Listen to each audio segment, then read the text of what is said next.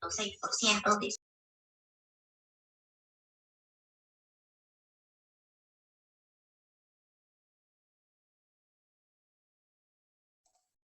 Muy buenos días, estimados participantes. Les saluda Henry Valdivieso y les damos la bienvenida a una nueva sesión del Diplomado Internacional de Derecho Penal.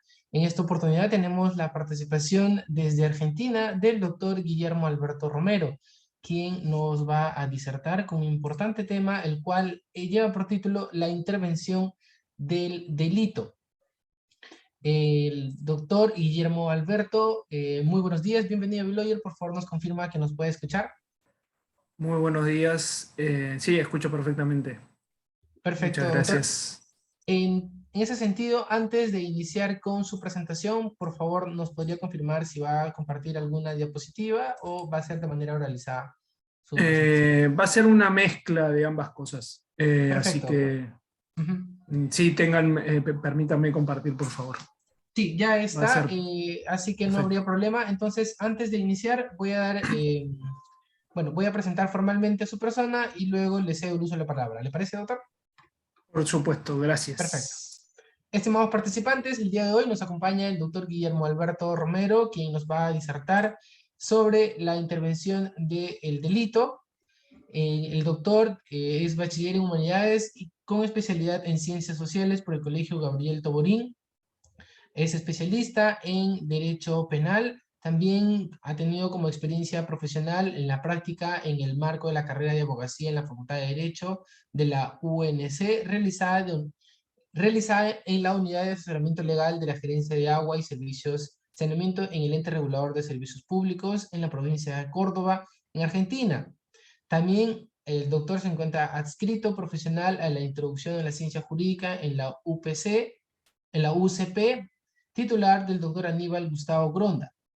También el doctor cuenta con experiencia en participación y organización en misiones de movimiento de SHOESAT en Córdoba y además como voluntario en la Casa de Bondat de la Fundación Manos Cubiertas. También cuenta con participación y coordinación en el postulado Papa Francisco que pertenece al Centro Manresa Córdoba durante los años 2014-2015. El doctor ha participado en diferentes eventos académicos en el ámbito de la materia penal y el día de hoy también nos va a acompañar en este Diplomado Internacional de Derecho Penal. A nombre de todo el equipo, le cedemos el uso de la palabra, estimado autor, y también le agradecemos por su participación en este importante evento. Muchas gracias. Muchísimas gracias. Para aclarar, sí, cuando envié mi currículum tendría que haber sido más claro con algunas cosas. Yo, mi, digamos, yo estoy recibido de la Universidad Nacional de Córdoba, a pesar de que hoy resido bueno, en la provincia del Chaco, de donde también, bueno, de la misma zona de donde es el doctor Carlos Molina, que disertó el sábado pasado y que lo hizo en forma excelente. Yo voy a intentar estar a la altura de él y de los que me antecedieron. Difícilmente pueda lograrlo, pero lo vamos a intentar. Bien, si bien sin más preámbulos, para iniciar mi disertación o esta charla se va a tratar sobre lo que modernamente hoy se llama la intervención delictiva, pero que antiguamente, o en forma los autores clásicos llamaban la participación criminal en un sentido, en un sentido amplio, digamos. ¿A qué nos referimos con un sentido amplio? Acá voy a compartir a qué nos referimos en un sentido amplio, y que el término participación, hoy llamado intervención, está concebido en dos sentidos, en un sentido amplio y en un sentido estricto. ¿A qué se refiere el sentido amplio? Obviamente se refiere a la autoría en el marco de la teoría del delito, y en un sentido estricto, restrictivo, respecto de los partícipes, es decir, de las personas que no tienen la ejecución del hecho, sino que participan o realizan algún aporte. Digamos, mi participación, mi charla se va a detener solamente a, disculpen, se va a detener solamente en la autoría porque en charlas sucesivas tengo entendido que el programa va a tratar el tema de la participación en particular. Si bien, bueno, como pueden ver del PowerPoint, hay algunas, digamos, algunas referencias que yo haré que están referidas al Código Penal argentino, pero entiendo que, bueno, pueden trasladarlo al Código Penal de los países que provengan, en particular el peruano. De hecho, por lo que estuve investigando, no tienen un concepto, digamos, un concepto legal de autoría muy distinto al que nosotros tenemos, así que en ese sentido no va a haber, me parece, grandes diferencias. Como pueden ver, este pequeño cuadro acá muestra un poco todos los tipos de autores y partícipes que podemos tener. Como ya bien saben, vamos a tener, obviamente, al autor directo, que es el que he entendido siempre la doctrina, que es el que ejecuta o el que realiza el verbo típico, conforme lo decían los autores causalistas. Vamos a tener, por otro lado, al autor mediato, que es el que va a utilizar digamos, un instrumento a través del cual realizará la conducta típica. Vamos a ver si nos referimos a términos vulgares digamos, o escuchamos a cualquier persona hablar o los medios de comunicación, es a lo que llaman autor intelectual. Por favor, no usen ese término porque no es un término, no es un término técnico ni que la dogmática haya utilizado nunca, simplemente lo utilizo a los fines de que se entienda a los fines vulgares, pero como estoy hablando con letrados, digamos, pero vale hacer la aclaración, digamos, que cuando los medios de comunicación se refieren al autor mediato en general, lo hacen mediante este término, el de autor intelectual, pero ese término obviamente en la dogmática penal no existe. Después tenemos a los coautores, o la coautoría, que ya acá tenemos una mayor complejidad porque vamos a tener más de un interviniente en la conducta delictiva. O sea, vamos a tener más de un ejecutor o más de un realizador del verbo típico, depende a la teoría que nos escribamos. Luego tenemos algunas formas particulares que son, si se quiere, secundarias de autoría. Tenemos el autor por determinación, la autoría colateral y la autoría convergente. Vamos a ver si vamos a dar, digamos, vamos a caracterizarlas brevemente en su momento. Y después, respecto de la participación, a los fines de solamente enunciarlo, no quiero pasarme con el tiempo, por eso pongo el reloj. Vamos a tener a los instigadores, que son los que determinan a otro a realizar un delito, y a los cómplices, es decir, los que hagan algún aporte. Si ese aporte es necesario, serán cómplices primarios o partícipes necesarios, y los que hagan un aporte que no sea necesario o que no sea esencial para la realización del plan delictivo, bueno, los vamos a llamar secundarios o simples cómplices, como lo sostienen los autores. De estos simples cómplices vamos a tener los aportes previos o las ayudas posteriores, digamos. En cualquier caso, son digamos, las distintas categorías. Después tenemos, por fuera de esto, tenemos las figuras especiales de instigadores especiales. En el Código Penal argentino en particular tenemos la conducta de instigación y ayuda al suicidio, tenemos, bueno, la instigación al duelo, esa conducta prácticamente no existe ya, ¿no? La inducción de un menor a escapar de su casa, del 148, la instigación a cometer pública, a cometer delitos, del 209, el encubrimiento, que el encubrimiento es una forma muy particular de participación en un delito, que en un delito siempre se refiere a un delito en el que la persona que encubre no haya participado, ¿sí? Me imagino que hay figuras equivalentes, sobre todo del encubrimiento y de la instigación pública a cometer delitos en todos los códigos penales occidentales, por lo menos, porque son bastante comunes, digamos. En particular, bueno, voy a pasar de largo de alguna manera el esquema de Zaffaroni, porque no nos vamos a referir a un autor en particular. Pero para comenzar, digamos, con el tema en particular al que nos vamos a dedicar, vamos a tener que digamos, ¿qué entendemos? ¿Cómo podemos entender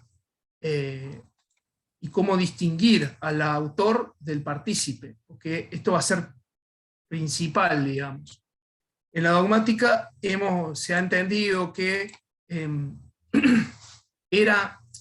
no siempre fue necesario distinguirlo. De hecho, hay códigos penales, inclusive actuales, que tienen un sistema de autor único, es decir, no distinguen entre autores, entre los intervinientes, entre autores y partícipes. Tienen un sistema de autor único. De hecho, si uno se detiene a ver el sistema de autor único, incluso en algunos delitos, como podrían ser los delitos culposos, hay muchos autores que sostienen, o la inmensa mayoría en realidad, de que no tenemos participación en los delitos culposos. Por lo menos así es en el Código Penal argentino y en muchos de los de Latinoamérica.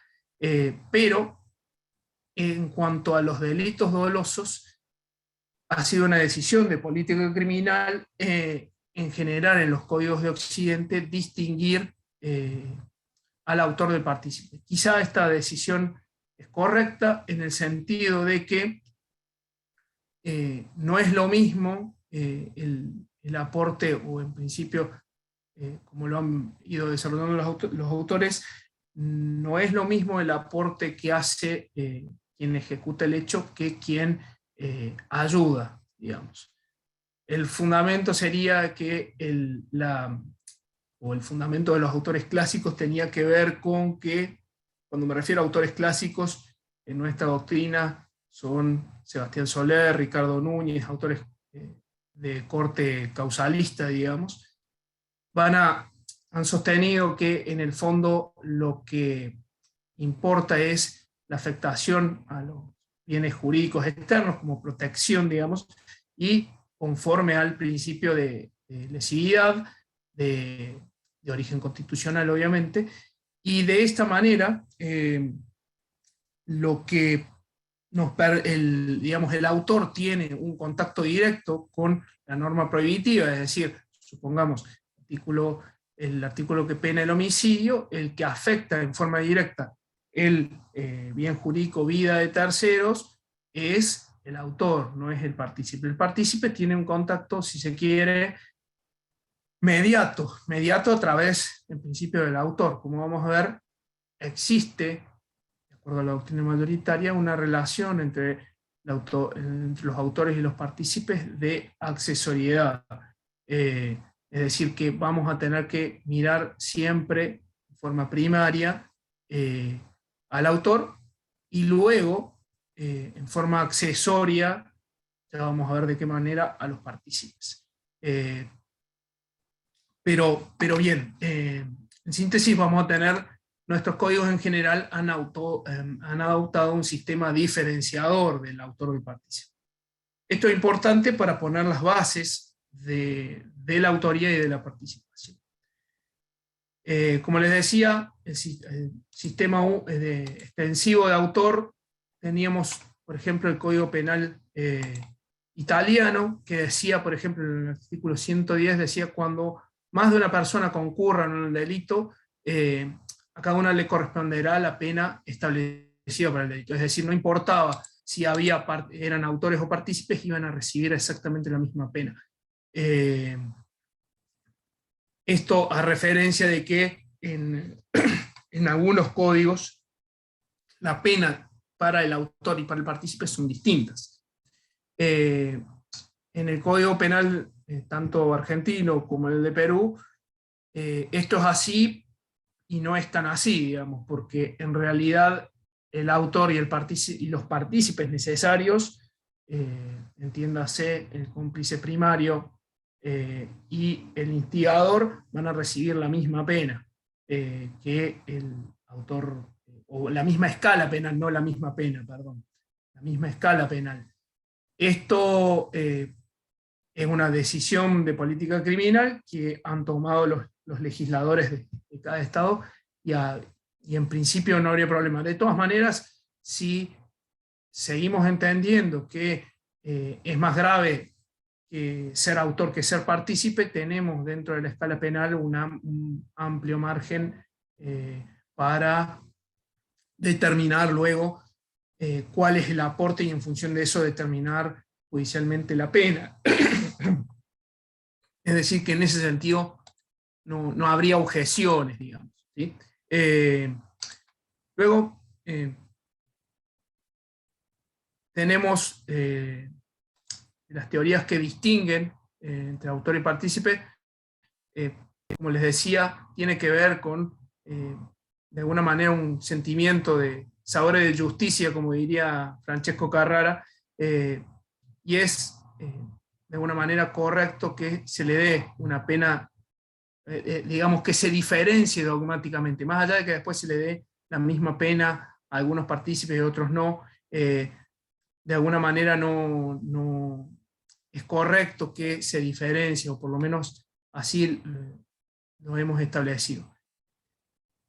También va a haber que tener en cuenta en estos casos que, ojo, al ser la participación accesoria, cuando no se quisiera colaborar, sino con un delito más leve, o el compromiso del aporte sea a un delito más leve, el exceso no le podrá ser imputable en todo caso al partícipe. Entonces, en lo que se exceda el autor respecto del instigador o del partícipe, correrá por cuenta y orden, digamos, del autor. En este sentido, cada uno es responsable de sus propias acciones y les será merecedor de pena según la acción que cada uno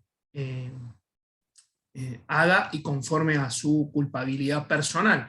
Sí, creo que contesten esto lo que se viene viendo en el curso, de que en la acción típica de antijuría, es decir, el injusto es común, digamos, y en esto tiene que ver la accesoriedad interna, que luego algo haremos referencia.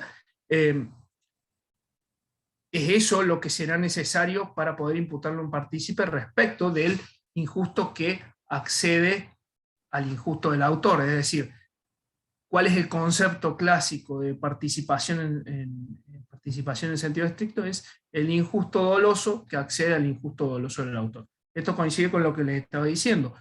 No hay accesoriedad sino solo en los injustos dolosos, en los delitos dolosos, ¿sí?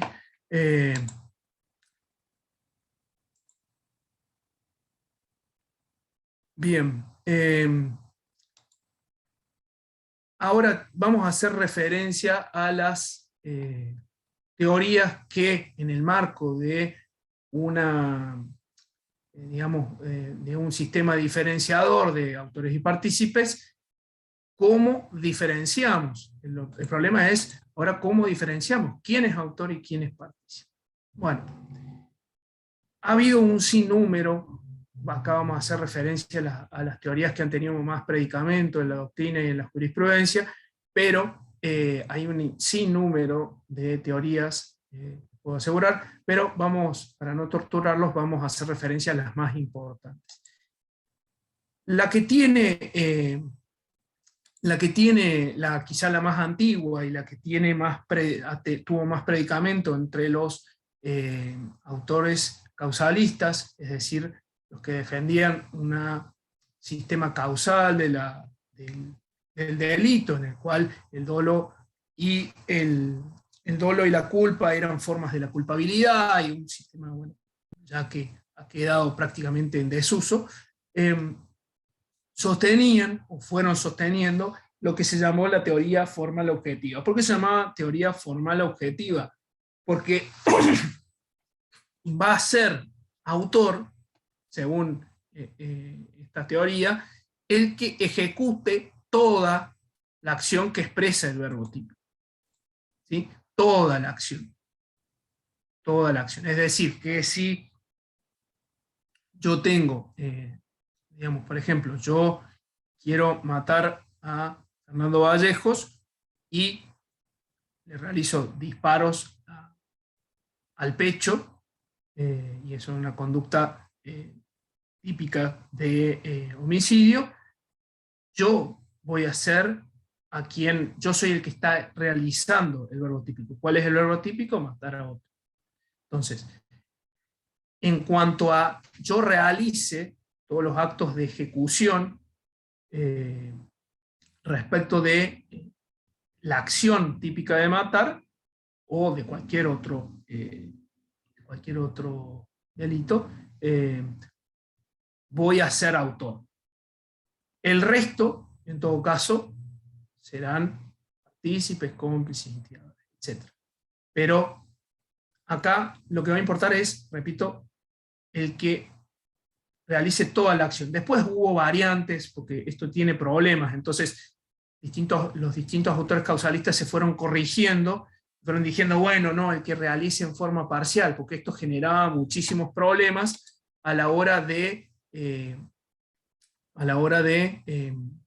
distinguirlo cuando había más de un autor o cuando teníamos casos de autoría inmediata.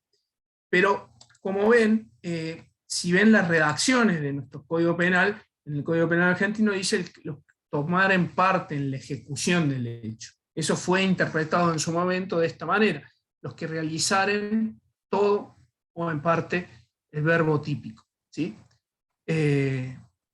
Vamos a ver ahora en el Código Penal de Perú, dice el que realiza por sí o por medio de otro el hecho punible.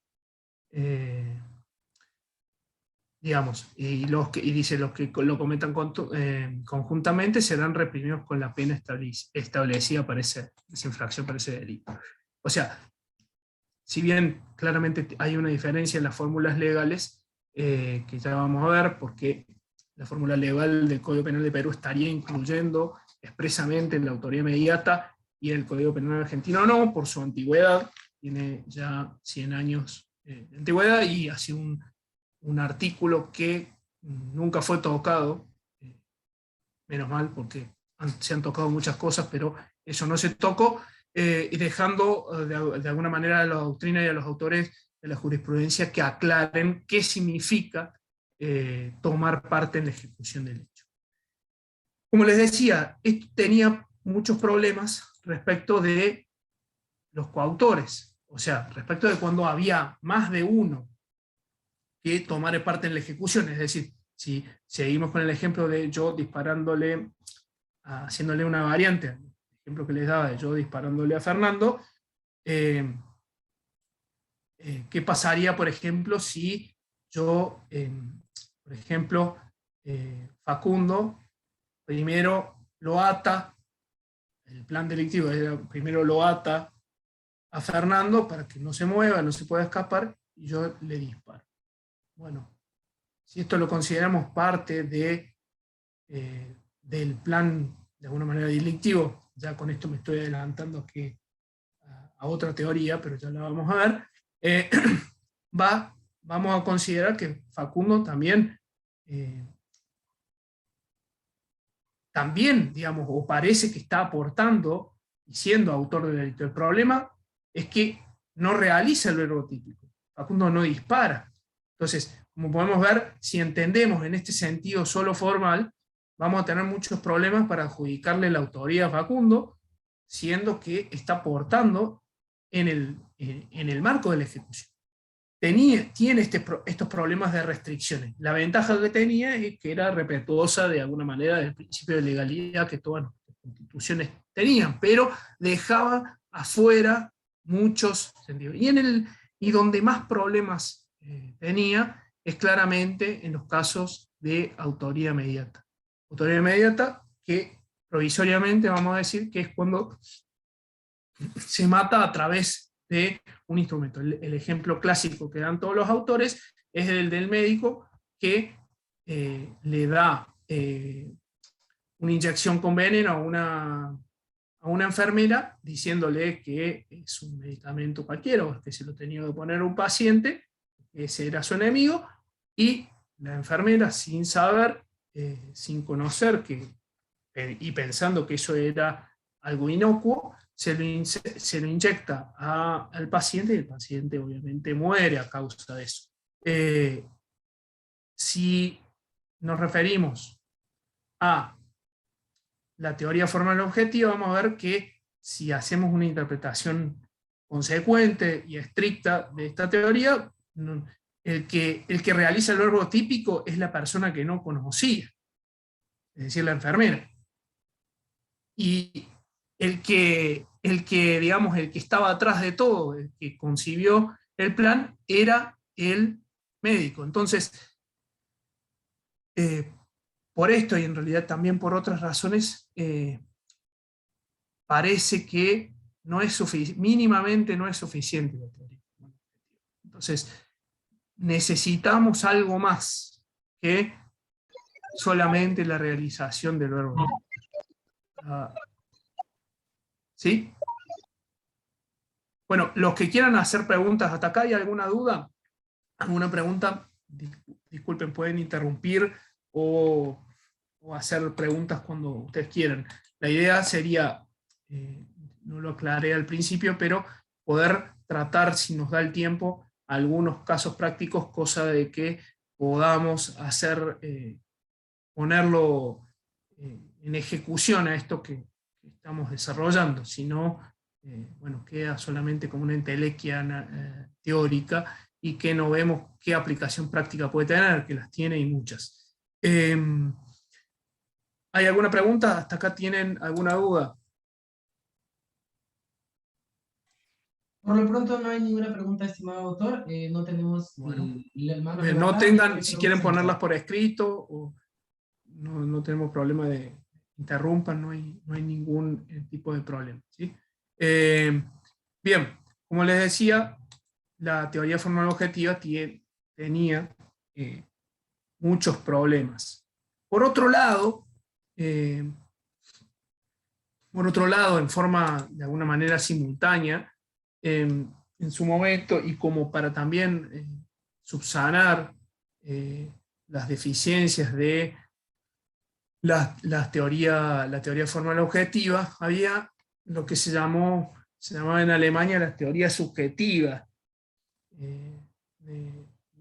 Las teorías subjetivas. Las teorías subjetivas decían que, y que fue, aunque no lo crean, ahora van a ver, parece muy sonsa esta teoría, pero fue aplicada durante muchísimos años por el Tribunal Supremo Alemán. Estaba por decir el término en alemán y iba a pasar un papelón porque lo iba a pronunciar mal. El Bundesrechnungstag, pero bueno, no, mi pronunciación en alemán es pésima, digamos. Pero el Tribunal Supremo Alemán durante mucho tiempo sostuvo esta teoría. ¿Qué es lo que decía esta teoría subjetiva? Es que primero sostenía de que todos los que pusieran una condición iban a ser causa y por lo tanto podían ser, digamos, como condición mínima objetiva, digamos. Todo el que pusiera una causa, aplicando la teoría de la equivalencia de las condiciones, obviamente, iba a, en principio, poder ser considerado autor. Pero después, lo que iba a diferenciarlo, se iba a diferenciar a partir de la voluntad de los intervinientes. Es decir, que iba a tener preeminencia sobre la causalidad, que obviamente nos podría llevar hasta el infinito en el aporte y sería imposible distinguirlo solo con eso. La teoría subjetiva decía, bueno, el que quiera el hecho para sí, esto quiere decir, yo lo quiero matar a Fernando, yo soy autor, Facundo solo me quería ayudar, en el segundo ejemplo que les di, yo sería autor, Facundo sería partícipe, de acuerdo a la teoría subjetiva. Vieron que ya cambiamos. Ya esto es distinto. De hecho, hay un caso muy conocido, muy famoso, como diría Pablo Sánchez Ortiz, autor español, un caso que hizo doctrina. Ya voy a la duda de Facundo. Estaba el caso de la bañera. ¿De qué se trataba este caso? El caso de la bañera era el caso de una mujer que quería deshacerse de su niño recién nacido, y estaba con ella en conjunto su hermana. Como el estado puerperal no le permitía, obviamente, terminar con la vida del niño, le pidió a su hermana que lo haga. ¿Qué fue lo que pasó? De acuerdo a la teoría subjetiva que sostenía el Tribunal Supremo alemán cuando llegó a su conocimiento ese caso, condenó, la que ejecutó, la que mató al niño fue la hermana, ¿no? Lo ahogó, si mal no recuerdo. O no importa, como lo matara, da igual, digamos. Fue la hermana, pero como la que quería el hecho para sí, es decir, la que tenía el animus autoris, como decían en latín, era la madre, fue a ella a la que le imputaron el asesinato, como le dicen los alemanes, o el homicidio agravado. En el Código Penal argentino sería el homicidio agravado por el vínculo. ¿Por qué? Porque tenía quería el hecho para sí. Ella era la que quería que el niño muriera. Y solo partícipe la hermana. Si aplicáramos la teoría formal objetiva, obviamente esa solución tendría que haber sido al revés. La que realizó el verbo típico fue la hermana, y la que era ¿cómo se llama? La instigadora, de alguna manera, que podía ser instigadora, iba a ser la madre. Y eso claramente tiene digamos, una consecuencia práctica enorme, digamos. ¿Por qué? Porque probablemente a la madre le van a dar privación de la libertad perpetua, y a la hermana no, porque no tiene el vínculo de sangre que requiere la conducta agravada del homicidio. Entonces, de esa manera se podía darle la privación de la libertad o la prisión perpetua, y en lugar de la solución que podría haber dado la teoría formal objetiva, que era una conducta de homicidio simple, quizá con una pena alta, pero por el hecho de saber del vínculo con la madre y demás, y de ser la tía, etcétera, todo lo que se pueda imaginar, pero la prisión no iba a ser perpetua, porque no había una conducta agravante que permitiera la aplicación de una pena tan grave. ¿Sí? Ya empezamos a ver algunas de las consecuencias prácticas de esto. Voy a ver la duda acá de Facundo. En el caso de la enfermera, si esta por conocimientos conocía que era veneno, pero el médico desconocía que ella tenía ese conocimiento, ¿cambia algo en la autoría? Acá esto lo vamos a ver, Facundo, cuando veamos el tema de la autoría mediata. Anticipo que, en principio, solamente vamos a considerar autor mediato cuando el otro funcione como un instrumento. En este caso era un instrumento sin dolo, digamos. Es decir, la enfermera no sabía lo que estaba haciendo. Si la enfermera supiera efectivamente lo que estaba haciendo,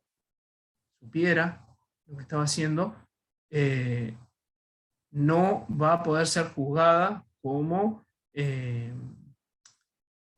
instrumento, digamos, va a ser, de acuerdo a la mayoría de las teorías, autora del delito de homicidio del paciente.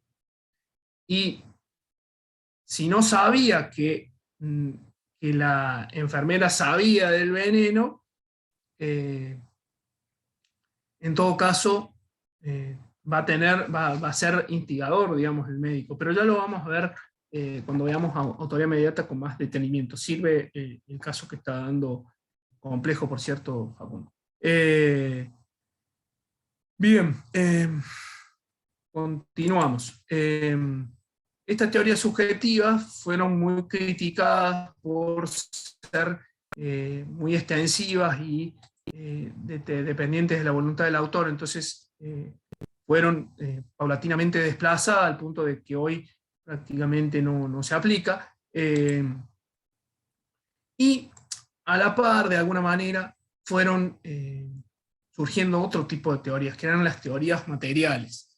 Las teorías materiales, ¿por qué se llaman materiales? Porque distintos tipos de teorías materiales, entre las cuales está la teoría objetivo material o la llamada teoría del dominio del hecho, que no es nueva, tiene muchísimos años. De hecho, Hans Welsel fue el que quizá la perfección, le dio un golpe, digamos, no la perfeccionó del todo, porque el último autor que, si se quiere, es el que la termina de darle forma del todo, es Klaus Roxin, pero Hans Welsel, allá por 1939-40, fue el que la terminó de perfeccionar. Pero ya desde mucho antes, desde principios de 1900, muchos autores como Hönig, Herzberg y otros sostuvieron de distintas maneras esta teoría de objetivo material. Pero había otras teorías materiales. ¿Por qué se llaman teorías materiales? Porque no se van a referir a un mero criterio solamente formal, es decir, de la realización del verbo típico, sino que van a tener en cuenta, además, un criterio, digamos, de justicia material o de cuestión más práctica y que tiene que ver con elementos más subjetivos. En particular, en la teoría objetivo material, que es la teoría del dominio del hecho, no es solo el que realiza el verbo típico, sino, como decía Samson, el que tiene el poder de decisión sobre la configuración central del hecho, o como decía Welsel, el que en base a su decisión de voluntad realiza la acción en forma final, o finalmente, digamos. En términos vulgares, ¿esto qué significa? Es el que la persona va a ser autor, obviamente, el que tenga el sí, el cómo, el cuándo de la conducta delictiva. El que no lo sea, el que no tenga estas condiciones, el que no tenga en sus manos la realización del hecho, podrá ser, en todo caso, partícipe. ¿Qué le agrega la teoría del dominio del hecho? Bueno, primero, tiene su de Welsel para acá, tiene el sostén en la teoría final de la acción, que ya la habrán visto, ¿no? Y por lo tanto, basado en esta teoría final de la acción, más allá de que después ha sido la teoría del dominio del hecho ha superado ampliamente la teoría finalista de la acción y es sostenida por autores funcionalistas, por autores de todo tipo, y dada por sus amplios márgenes teóricos, ha podido ser sostenida durante muchísimo tiempo. Pero, hay que decirlo, con, digamos, cierta, ¿cómo decirlo?, sin determinación en muchos márgenes. Claro, a las teorías subjetivas le decíamos que eran demasiado amplias, a la teoría formal objetiva le decimos que era demasiado estricta. Acá estamos como en un término medio, podría decirse. De alguna manera da en la tecla en muchos de los puntos importantes.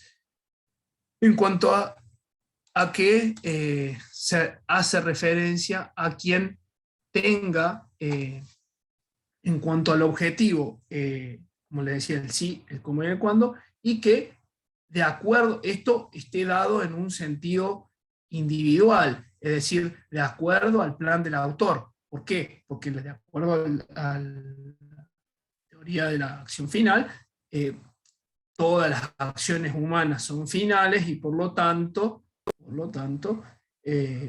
vamos a tener que tener en cuenta el plan del delictivo, digamos, el plan del autor. Sin eso, estamos de alguna manera ciegos. Por eso es que está la famosa frase inmortalizada de Hans Welsel, que decía, la finalidad es evidente, la causalidad es ciega. Por eso de alguna manera en los delitos culposos se hablaba de una causalidad ciega, o Bell sostenía eso. Bien, bien. Dicho esto, el que le termina de dar el golpe, digamos, su conformación de alguna manera final al dominio del hecho, es Klaus Roxin. Vale decir que esta es la teoría del dominio del hecho, solamente, digamos, tuvo muchas dificultades con otros tipos de delitos, con específicamente los que el mismo Roxin llamó luego delitos de infracción de deber, porque claramente en los delitos culposos, en los delitos de omisión y en los delitos especiales, es decir, que tienen elementos especiales de autor, la teoría del dominio del hecho tenía muchas dificultades. Entonces, ¿por qué? ¿Por qué tenía muchas dificultades en estos delitos? Porque lo que la teoría del dominio del hecho estaba pensado para cuando, como cuestión, como caso paradigmático, digamos, los casos en los que el autor realiza de propia mano y en forma directa el hecho. Para el resto de los casos, como los delitos de omisión, como los delitos culposos, lo que es relevante claramente no es eso, o tiene una conformación de su tipicidad muy distinta. Entonces, acá es donde empieza, si se quiere, hacer un poco de agua la teoría del dominio del hecho, y es por eso que el mismo Roxin va a sostener delitos de infracción de deber. Como yo no me voy a meter demasiado en los delitos de infracción de deber, ¿por qué? Porque van a tener una clase específica de eso, entonces no me voy a meter demasiado en eso, ¿sí? Pero hay que saber en principio que existen. ¿Qué decía Roxin sobre la teoría del dominio del hecho? Bueno, la estructuró básicamente, o cuáles eran las formas de dominio del hecho que hay. Bueno, básicamente serían tres. ¿Por qué? Porque para poder explicar las distintas formas de autoría, Roxin, en su obra, en su tesis en la que ingresó como profesor a la titular de la universidad, de muy joven, digamos, en teoría, autoría y dominio del hecho, digamos, esa obra ya clásica, digamos, lo que sostuvo Roxin era que primero, obviamente, en el mismo sentido que lo decía Belse, el dominio de la acción en los hechos que son de propia mano. En los casos digamos, donde hay autoría inmediata, es decir, donde hay un instrumento, vamos a ver qué casos abarca eso, vamos a tener lo que se llama el dominio de la voluntad, ¿sí? Hay un dominio del hecho, pero no por el dominio de la acción, sino por el dominio de la voluntad, en este caso del instrumento. Y luego, en los casos donde hay más de un autor, el dominio del hecho va a consistir en una división funcional de tareas, o dominio funcional. Entonces, tenemos estas tres formas de dominio del hecho, ¿sí? El dominio de la acción, el dominio de la voluntad, el dominio funcional, que ya lo vamos a ver ahora cuando veamos coautoría. Perdón. Bien, se entiende básicamente en qué consiste la teoría del dominio del hecho. Si no entendemos esto, es difícil pasar a lo siguiente. ¿Hay alguna pregunta? Allá de la pregunta que ya hizo en el chat Facundo, pueden hacerlo, digamos. De paso tomo un poquito de agua. Bueno, muy bien. O no están entendiendo nada, o es demasiado clara mi cosa. Me inclino más por lo primero. Bien. La autoría, primero vamos a ponernos, vamos a tratar la autoría directa, ¿sí? La autoría directa,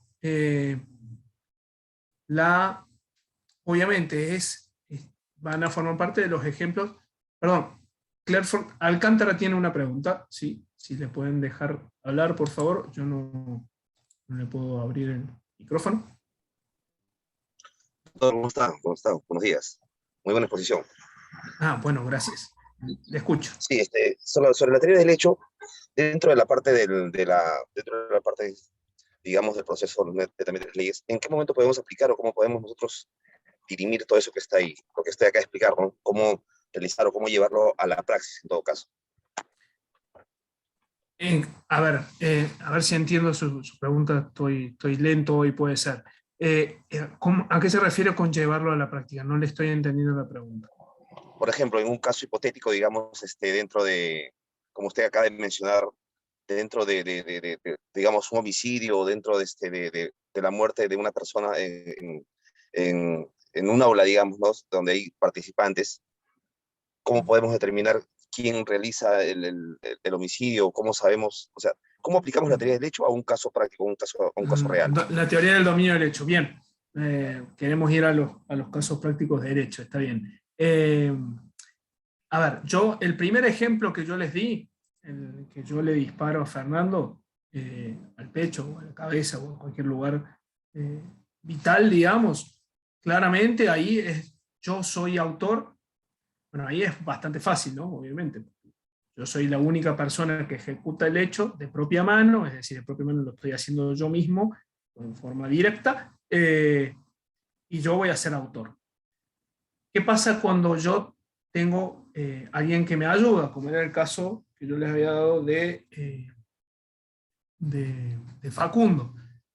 La teoría del dominio del hecho, ¿cómo lo solucionaría? Y bueno, diría, a ver, ampliaría un poco digamos, el margen de a quién vamos a considerar autor. ¿Por qué? Porque va a considerar el plan delictivo, ¿sí? Lo que tenemos en este caso, yo no quería entrar porque lo iba a tratar cuando hablar de autoría, de coautoría, perdón, pero vamos a dar el ejemplo para aclarar la pregunta del compañero.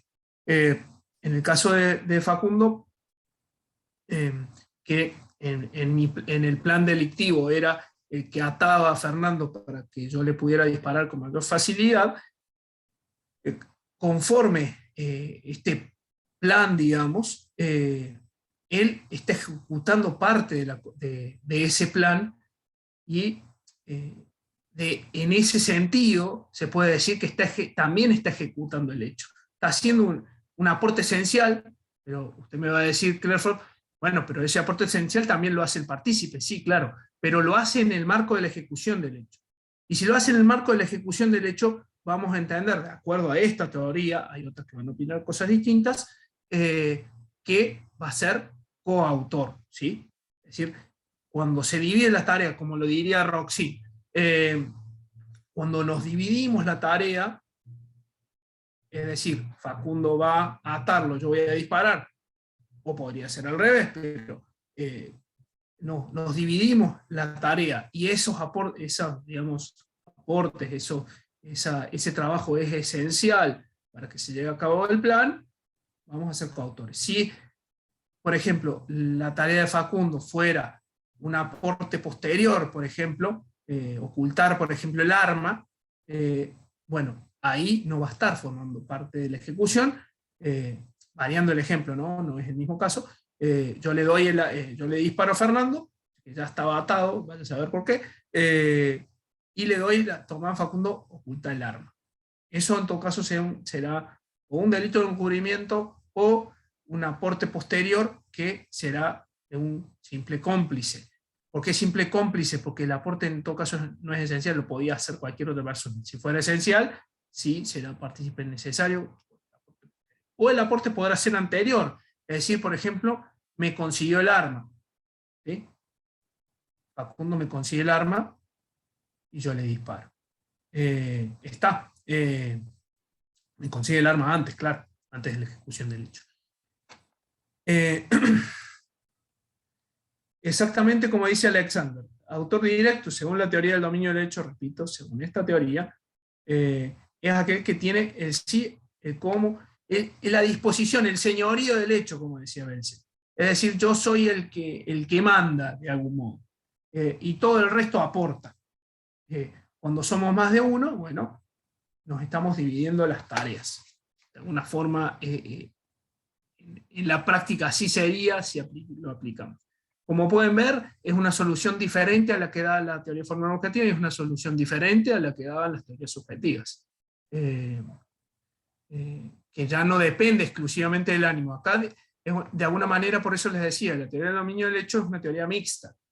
Se basa en la cuestión externa, como lo hacía la teoría formal, es decir, que tiene que haber la causación de un resultado y en función de eso, quien la realiza de propia mano, quien realiza el verbo típico va a tener, es una condición importante, quien causa el resultado, pero también es importante para determinar quién es autor y quién es partícipe, va a ser importante el plan. ¿Por qué? Porque las acciones son finales, no es solo una mera causación de un resultado, ¿sí?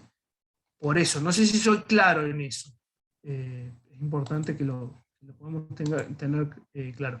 Y todo esto, por supuesto, de hecho, les anticipo, si bien no va a ser materia de esta exposición, pero la teoría del dominio del hecho hace muchos años que está en crisis, más allá de que sea la teoría mayoritaria.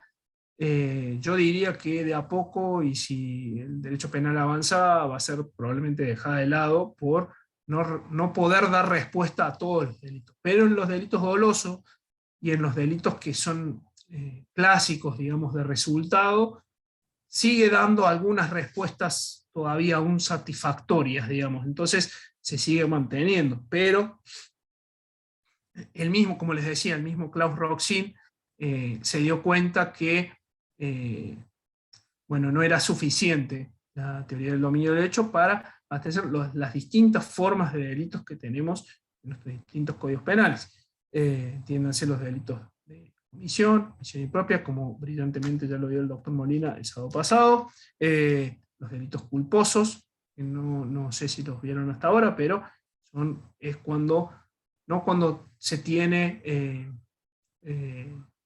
dolo, digamos, no digamos intención, sino dolo eventual, indirecto o directo, de causar el resultado o realizar una acción típica, cuando van a ser culposos, cuando eso no sea con dolo, sino que sea con negligencia o violando algún deber de cuidado. Por eso también son llamados delitos de infracción a los deberes de cuidado.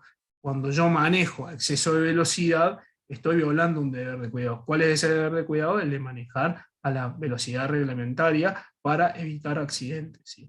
En este tipo de delitos, la teoría del dominio del hecho tiene sus problemas. ¿Por qué? Porque no hay una acción final. Entonces, ya ahí ya no podemos distinguir en función de la finalidad, porque no tiene el dolo de matar, tiene, digamos, viola un deber distinto. Entonces, siempre hubo muchos problemas y los autores finalistas tuvieron muchos problemas para poder distinguir, poder tener una teoría, sostener la teoría del dominio del hecho y tener un concepto restrictivo de autor. Por eso es que en los delitos culposos tenemos un sistema de autor único, digamos. Todos los que participen en todo caso son autores, así. No importa si instigan, no importa si colaboran o si ejecutan de propia mano de alguna manera, en el ejemplo que les daba, la conducción imprudente, todos serán considerados autores, digamos, ¿sí? En ese sentido tiene una teoría, un concepto amplio de autor, ¿sí? Bien. Bueno, obviamente tenemos, como les decía, en el ejemplo primero, la autoría directa. En el de Fernando, ahí no tenemos problema, yo soy el que tengo el dominio del hecho para matarlo, no tengo intermediarios, no hay otras personas, no tenemos otro a quien más tirarle el fardo de alguna manera, no tenemos a quien más adjudicarle la conducta típica y antijurídica. También va a ser autor directo cuando yo utilice una persona que no está realizando una acción. o que tienen una razón para excluir la acción. ¿Qué significa esto? Un ejemplo también clásico de la doctrina es, supongamos en este caso, yo le tengo mucha bronca al negocio de Facundo de ropa y quiero dañarlo, entonces, ¿yo qué hago? Podría, digamos, de propia mano tirarle una piedra y romper la vidriera. Pero como también le tengo bronca a Fernando, digo, bueno, justo está pasando, entonces lo empujo con mucha fuerza y lo tiro contra la ventana. ¿Qué pasa? Acá yo estoy utilizando a Fernando y se rompe el vidrio claramente, y se rompe el vidrio y por suerte no, Fernando no sale lesionado porque es un tipo duro. Yo lo empujé a Fernando, pero, y si bien ustedes me van a decir, bueno, pero Fernando es el que, digamos, el que terminó causando el delito de daño, la rotura de la vidriera, pero en realidad acá ni siquiera podemos decir que hay autoría mediata. No lo estoy usando como instrumento, sí lo estoy usando como instrumento, pero lo estoy usando como una mera cosa. Hay una causa, como ya habrán visto en las causas de exclusión de la acción, una fuerza física irresistible. Yo lo empujo y él no puede hacer absolutamente nada para evitar chocar contra el vidrio. Por lo tanto, esto ni siquiera es un caso de autoría mediata, sino un caso de autoría directa. ¿Qué pasa cuando, aún con los delitos que tienen o elementos subjetivos especiales? Elementos subjetivos especial es los elementos subjetivos especiales de distintos del dolo. ¿Qué pasa con los delitos especiales? Es decir, que el autor tiene que tener alguna característica particular. Por ejemplo, en el delito de prevaricato, si no hay alguien que sea juez, o sea, si el autor quiere, por ejemplo, yo no soy juez, y yo quiero redactar una sentencia que sea en contra de derecho. Yo, si no soy juez, no puedo, mejor dicho, no es que no puedo hacer la sentencia, copiarla, todo, pero no, eso no va a ser típico de prevaricato, o lo que se llama prevaricato, con una sentencia contra a derecho en forma consciente. ¿Por qué? Porque yo no tengo el elemento de autoría, como decían la dogmática, el elemento de autoría que me da esa característica especial, que sin eso yo no puedo cometer ese delito. ¿Por qué? Porque solamente esos autores, y está reservado a esas personas. Porque la realidad es que una sentencia prevaricante solamente un juez la puede hacer, ¿no? Eso es lo que se llaman los delitos especiales. Y están los muy, muy discutidos delitos de propia mano, que son los que necesitan la realización corporal directa. Es decir, que si no hay quien lo realice en forma directa, no puede haber ni coautores ni sí habrá partícipes, no puede tener nunca coautores ni realizarse por medio de otro, ni realizarse con otros. ¿Cuáles son los ejemplos clásicos? Por ejemplo, el caso del falso testimonio. El falso testimonio es la persona que es llamada como testigo, perito o experto a declarar en una causa judicial o administrativa. Solamente la persona que haya sido llamada en ese carácter va a ser la que va a poder ejercer en forma directa y cometer este delito. Si no, digamos, por ejemplo, supongamos que Nahuel me quiere instigar a mí a que yo declare falsamente. Bueno, pero eso en todo caso va a ser una participación. Él nunca podrá ser autor porque no tiene el carácter de testigo o perito, ¿sí? Otro ejemplo viejo en la doctrina, o no viejo en realidad, no, en el Código Penal argentino el incesto, por ejemplo, no es delito, pero en Alemania sí, el incesto es un delito de propia mano. ¿Por qué? Porque solamente los que son parientes pueden cometerlo. Es decir, que si yo me quiero acostar con mi madre, mi hermana, etc., solo yo o los que tenemos ese carácter podemos hacerlo en forma directa, en forma corporal, digamos.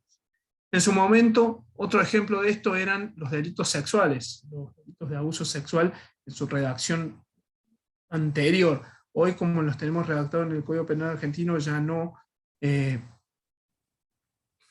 porque de alguna manera es una acción más compleja que involucra, sobre todo cuando involucra violencia o amenazas. Uno puede ser, por ejemplo, el que abusara sexualmente. Uno lo amenaza y el otro realiza los tocamientos, que sería la acción típica de abuso sexual.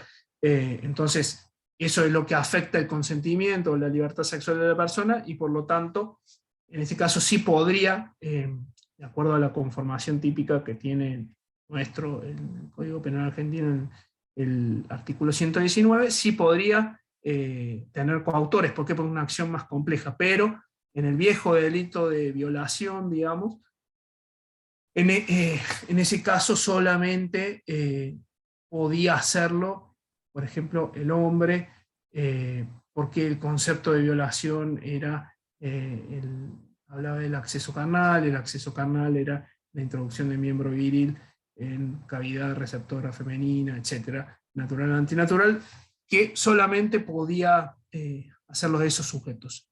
Por eso era considerado en su momento delito de propia mano. Bien, en esos delitos no vamos a tener mayores problemas cuando sea uno solo el autor. Pero ¿qué pasa cuando tenemos más de un interviniente? ¿Qué pasa cuando tenemos un interviniente que lo usamos como instrumento? Y acá pasamos ya a la autoría inmediata. ¿Cuál es el concepto, digamos, de autoría inmediata, sin ir más lejos? Es que, teniendo las características especiales de autoría, se sirve de, teniendo, digamos, pudiendo realizarlo él, decide realizarlo por medio de otra persona para ejecutar la acción, por medio de alguien que utiliza como instrumento. Roxin va a decir, subordina la voluntad del instrumento. ¿Qué es lo que implica? ¿Qué implica? ¿Cómo vamos a entender que se usa al otro como instrumento? ¿Qué va a implicar esto? ¿En qué casos va a ser? ¿Por qué? Porque la autoría inmediata, cuando usamos como instrumento, vamos a ver que se parece mucho a la instigación, el que determina. Por eso Zaffaroni cuando habla del Código Penal argentino, en el artículo 45, habla de que en la última parte, donde dice el que determinare otro realizar un delito, cometer un delito determinado, se refiere a la instigación, también se refiere a la autoría inmediata, y también a una categoría que inventa él, que es la autoría por determinación, que es otra categoría que es un poco extraña, no se aplica en muchos lugares, por eso no nos vamos a detener demasiado en ella, pero sí es importante saber que tiene su influencia respecto de la instigación y respecto de la autoría inmediata. ¿Por qué? Porque en el caso que daba Facundo,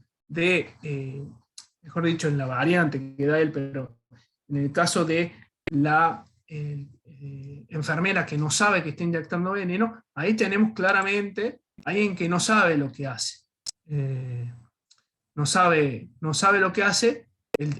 Un caso distinto es cuando yo mando, un caso típico también de la doctrina es cuando mandaban por medio, yo quería mandar una bomba y lo hacía a través de un cartero con una carta bomba. O, por ejemplo, no sé si se acuerdan, algunos recordarán, cuando se enviaban cartas con anthrax en Estados Unidos hace muchos años ya, algunos eran seguramente muy jóvenes y no se acordarán, pero se mandaban cartas con anthrax, sujetos estaban bastante locos, digamos, mandaban anthrax, una enfermedad bastante grave que causó muchas lesiones, muchas muertes.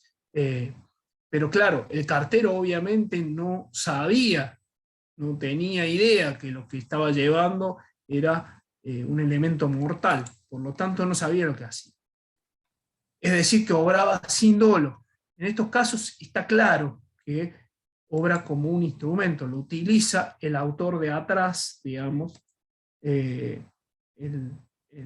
los medios dirían el autor intelectual, no usemos esa palabra, y se le es adjudicable como autor mediato, porque está utilizando como instrumento, no sabe, el que está delante y realiza efectivamente la acción, no sabe lo que está haciendo, no sabe.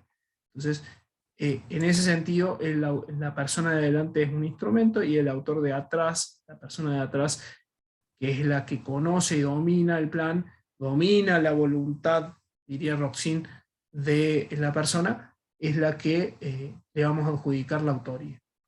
También en los casos cuando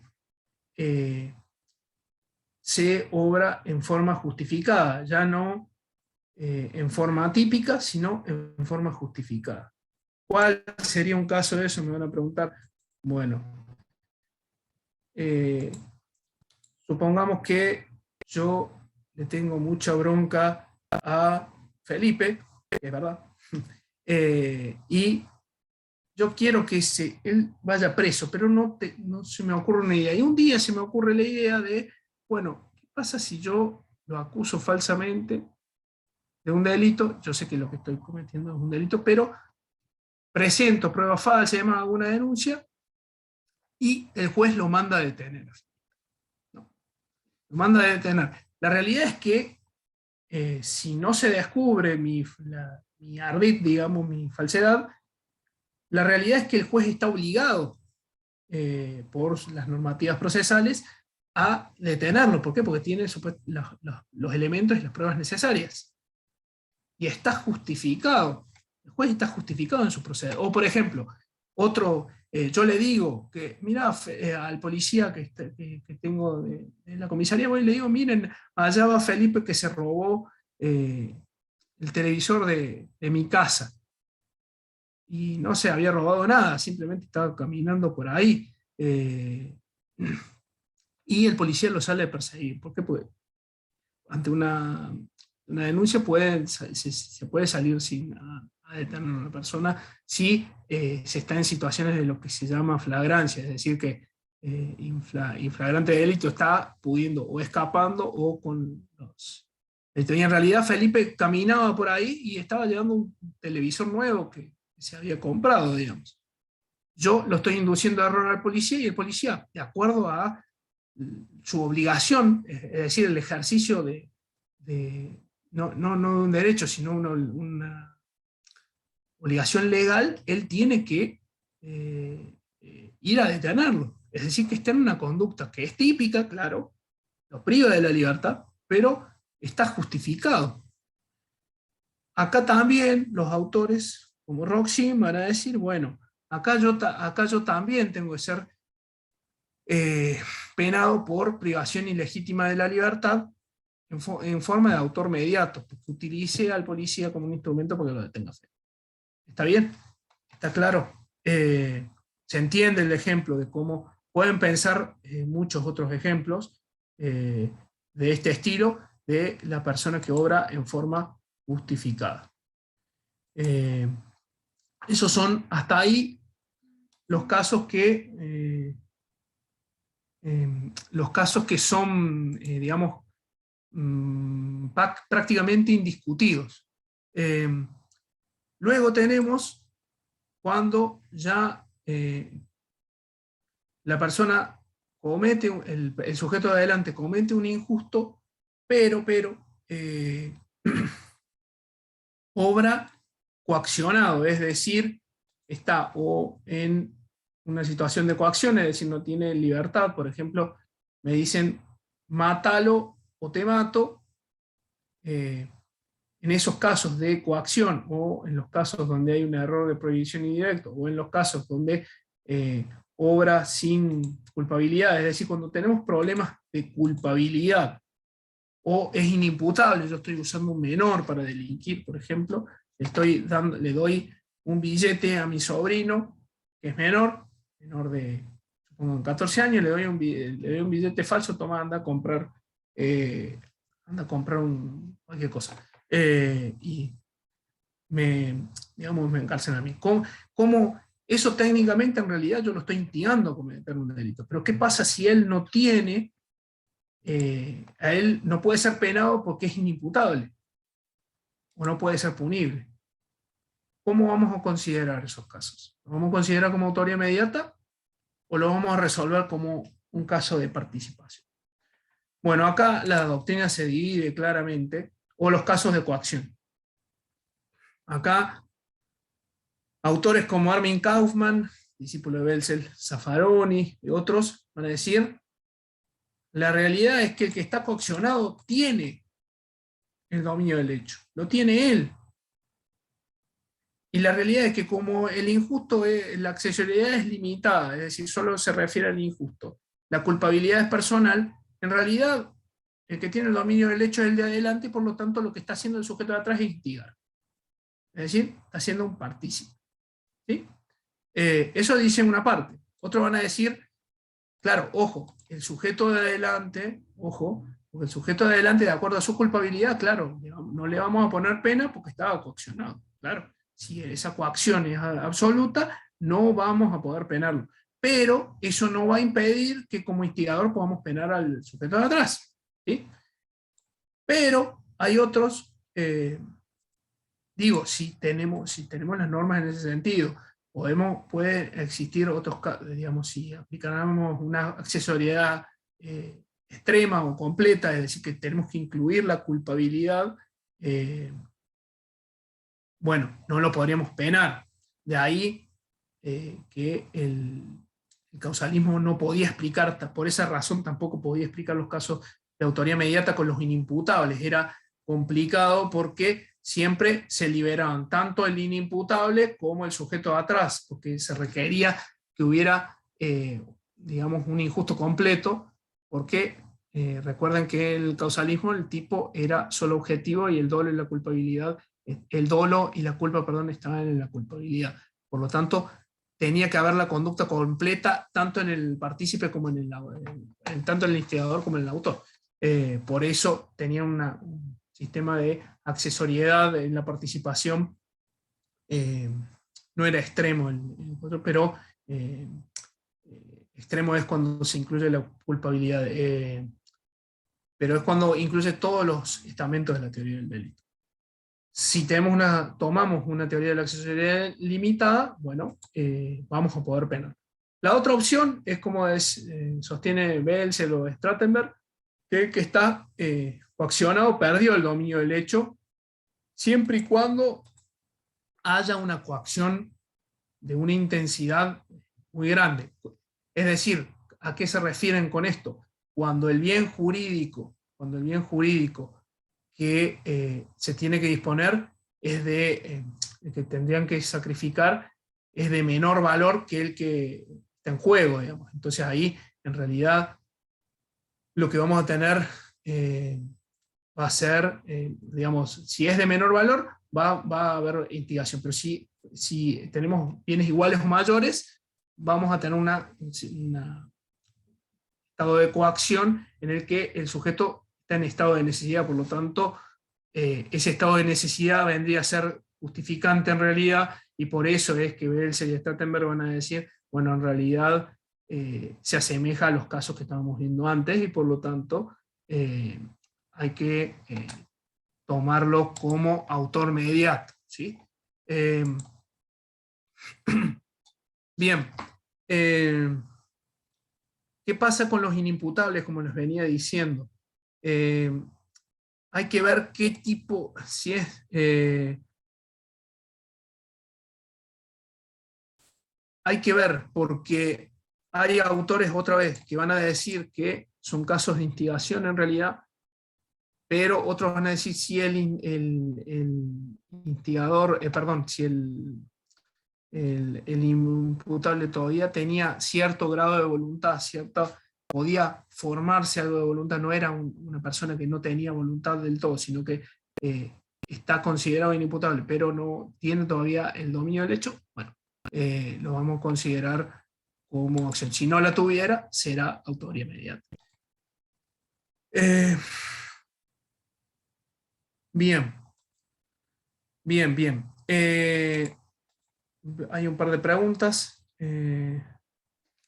Ya no estoy, se me está acabando el tiempo, me parece, pero acá Mariano me hace una pregunta. Por ejemplo, A convence a B de que realice un robo. Va y compra el arma en el negocio de C, que no sabe nada del delito. Posteriormente, B va donde D para que le ayude a cometer su robo.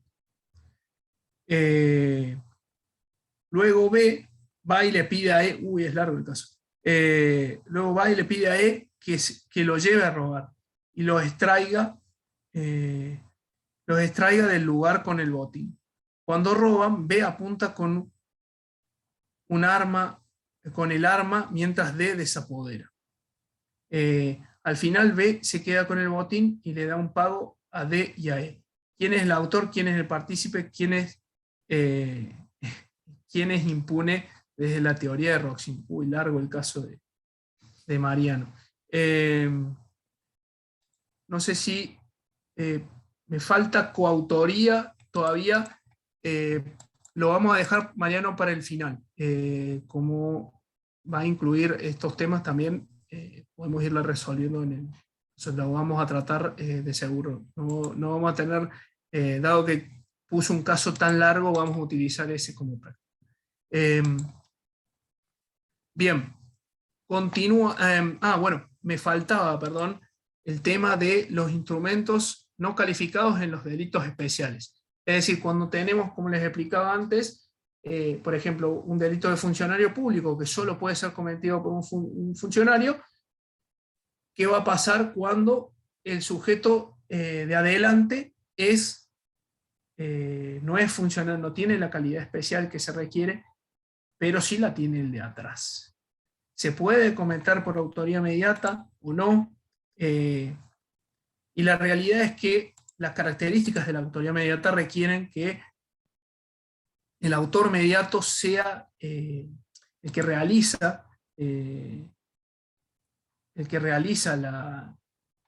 la acción, digamos, va a ser el que no tiene la característica. El que va a tener el dominio del hecho en realidad es el extraneus, y que no tiene la característica especial de autor. La doctrina mayoritaria, o mejor dicho, no la mayoritaria, pero clásica, decía, bueno, el intraneus va a ser autor mediato y en todo caso el extraneus es cómplice. Pero esta solución obviamente es inconsecuente, porque si estamos diciendo que vamos a decir que tiene el dominio del hecho a la persona que tiene el sí y el cómo, el que tiene el sí y el cómo es el de adelante. ¿Cómo es esto de que lo vamos a considerar cómplice o partícipe? Está mal eso. Claro, esto es solucionado en la mayoría de los códigos penales, en el de Perú, en el de Alemania, en el de España. Nosotros en el nuestro, en algunas leyes especiales, en el Código Penal argentino, en algunas leyes especiales está, de cómo se soluciona este problema poniendo una norma especial que dice cuando no tiene la característica especial va a valer y se va a penar de igual manera, o se va a penar como partícipe. Algunas normas dicen eso, algunas reglas legales sostienen eso, pero acá no vamos a tomar reglas legales, sino el problema dogmático. El problema no lo soluciona. Bueno, obviamente se puede solucionar con una ley, pero tenemos que solucionar el problema en forma sistemática. Claramente esta solución es insatisfactoria, que les doy es insatisfactoria. Por eso, Zaffaroni va a decir, bueno, en realidad el sujeto de atrás es autor de determinación. ¿Qué significa esto? El autor de atrás lo determinó a realizar un hecho y él va a ser punible como, no es instigador, como autor de determinación. Por eso les dije que no lo vamos a ver demasiado. Es una categoría rara que creo que solo Zaffaroni lo sostiene, no ha tenido mucho predicamento, mucha influencia en otros lugares, salvo que me digan que en algunos lugares sí, pero hasta donde yo sé, por lo menos no. Va a ser autor de determinación. Es una forma un poco extraña, pero bueno, supongamos que lo podemos... Me suena como a la solución legal de considerar que al que actúa por otro le vamos a penar igualmente. Digamos. Me parece una solución así como de compromiso, pero es una solución que da Zaffaroni, así que por eso se la manifiesto, digamos. José, ¿tiene alguna pregunta o quiere decir algo? José, no, bueno, continúo. Bacigalupo va a ser Enrique Bacigalupo, quien fuera, no escucho, ¿me escuchan bien? Fernando me dice que sí. Algunos, si hay algún problema, dígame, pero Sí, sí, capaz se es le un escucha. problema de... Bueno, perfecto, gracias. Bacigalupo va a sostener en este sentido la teoría de los delitos de infracción de deber, que como les digo, esto lo van a ver con posterioridad, la clase que viene con el profesor que me posee, digamos, que va después de mí, otro día, así que no vamos a entrar demasiado en eso, pero va a considerar al intraneus como autor directo y en todo caso al extraneus solo como cómplice. ¿Por qué? Porque es lo que nos permiten los delitos de infracción de deber. Que solamente vamos a considerar autor al que tiene esa calidad especial que infringe el deber. Y eso es lo relevante en realidad. ¿Por qué? Porque lo importante para esta categoría no es quién tiene el dominio del hecho, sino quién infringe el deber. Por ejemplo, para darles un ejemplo, cuando uno evade un tributo, por ejemplo, evade, no sé, acá en el país, evade el impuesto a las ganancias, un impuesto muy común en todos lados. En realidad, el obligado tributario es el que va a poder, de alguna manera, evadir el tributo, es decir, no pagarlo.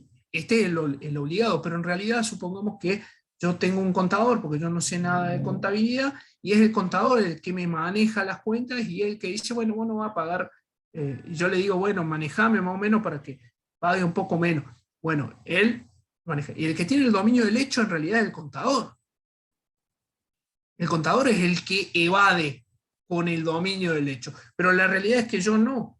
Pero el que tiene el deber de pagar el impuesto, el tributo, soy yo.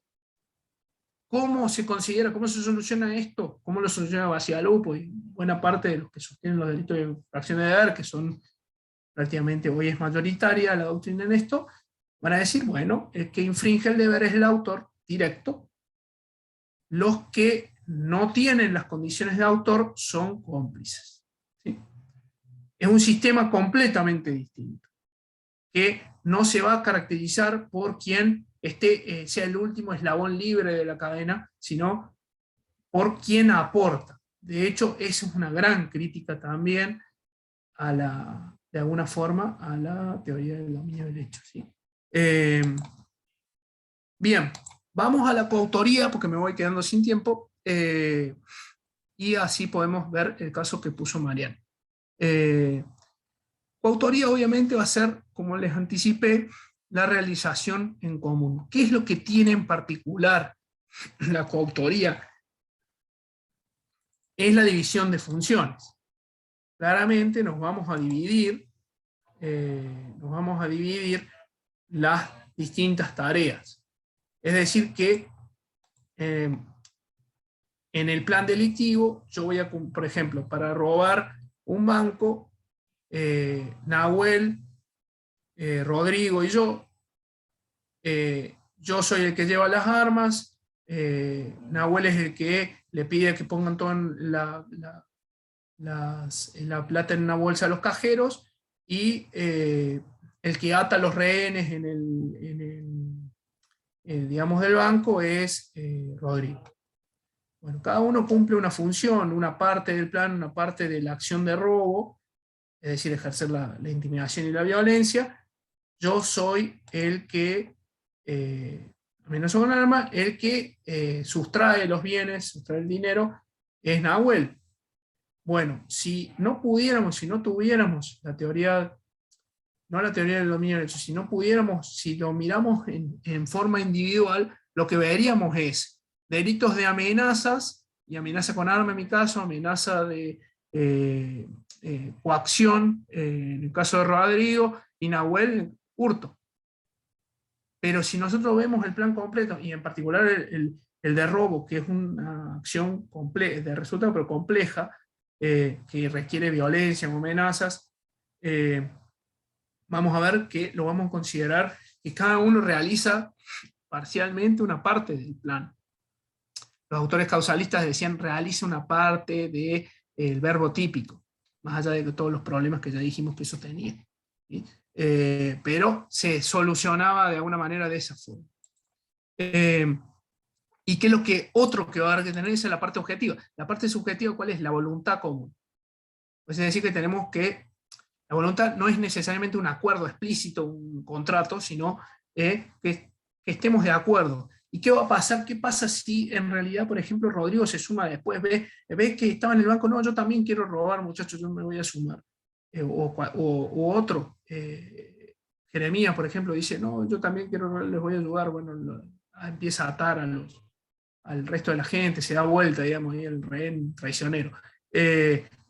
Si acá, ¿qué va a pasar? Va a haber lo que se llama una coautoría sucesiva, es decir, tenemos, cuando ya se empezó a ejecutar, ya tenemos un principio de ejecución, ya tenemos una tentativa de robo, un sujeto que se suma después, y tiene, ahí no, claro, bueno, me van a decir, pero ¿dónde está el plan ahí?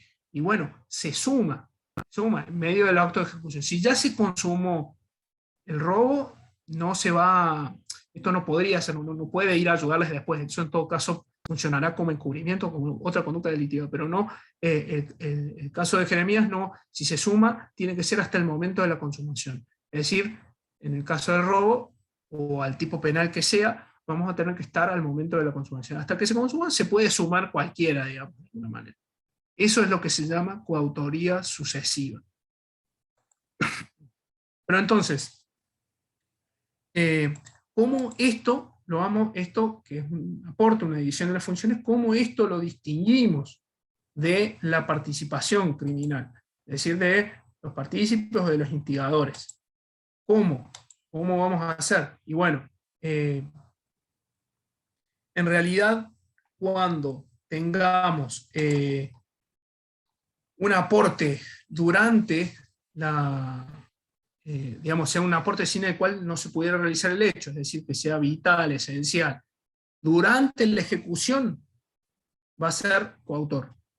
Si es durante los actos preparatorios, por ejemplo, en realidad agregamos a Milton, y Milton me consigue el arma a mí. Bueno, esto en los actos preparatorios del robo. Milton va a ser partícipe necesario, no va a ser autor.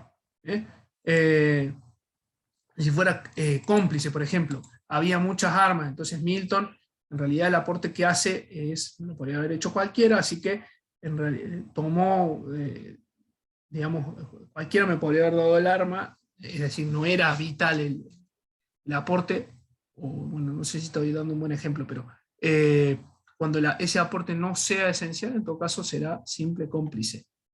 O cuando sea, digamos, ese aporte aún durante la ejecución, pero ese aporte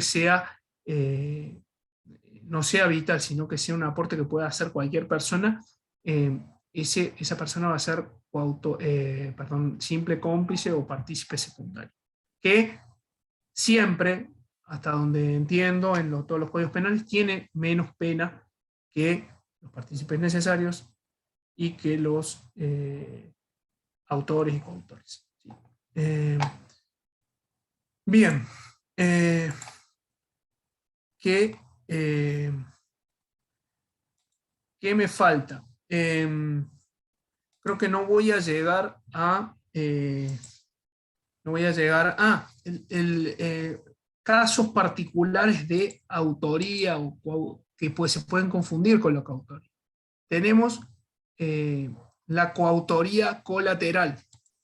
Es decir, ¿qué pasa si en el ejemplo que yo les estaba dando, con Nahuel y con...